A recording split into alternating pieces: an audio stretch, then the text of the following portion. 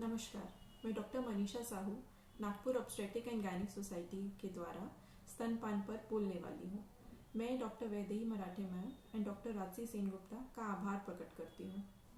स्तनपान स्तनपान यानी माँ द्वारा अपने शिशु को अपनों स्तनों से आने वाला प्राकृतिक दूध पिलाने की क्रिया को कहते हैं।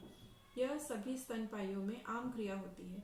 स्तनपान शिशु के लिए संरक्षण और संवर्धन का काम करता है। नवजात शिशु में रोग प्रतिरोधक शक्ति नहीं होती।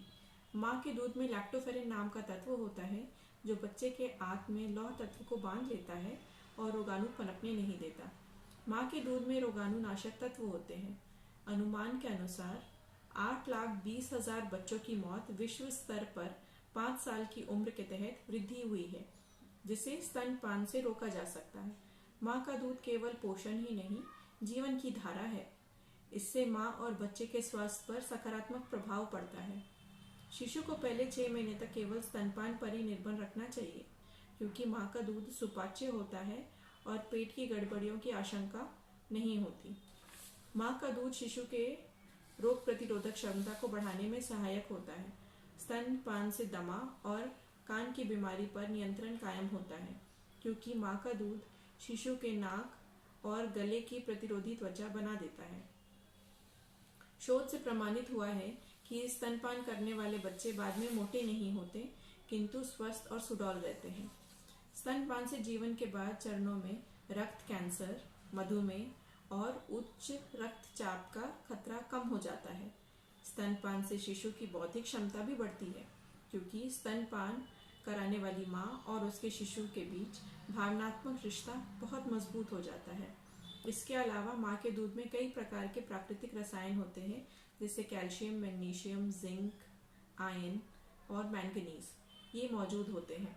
माँ को स्तनपान से भी कई लाभ है, क्योंकि गर्भावस्था के बाद होने वाली शिकायतों से मुक्ति मिलती है। इससे तनाव कम होता है और प्रसव के बाद होने वाले रक्तस्राव भी नियंत्रण पाया जाता है। माँ के लिए दीर्घकालिक लाभ हृदय रोग, स्तन व गर्भाशय का कैंसर का भी खतरा न्यूनतम हो जाता है। स्तनपान एक प्राकृतिक गर्भ निरोधक है। स्तनपान सुविधाजनक, मुक्त व माँ और शिशु के बीच भावनात्मक संबंध मजबूत करता है। स्तनपान शिशु के जन्म के फौरन बाद ही शुरू कर देना चाहिए।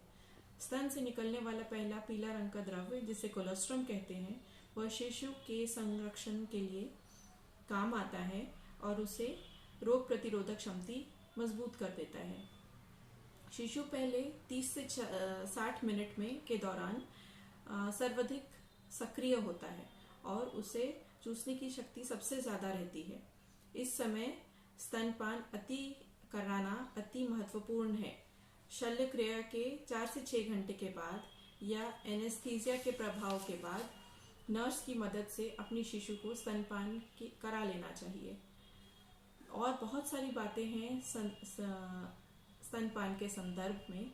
अंत में मैं यह कहकर विराम देना चाहूंगी कि माँ का दूध एक ऐसा अमृत है जो कि हर शिशु का हक है। धन्यवाद।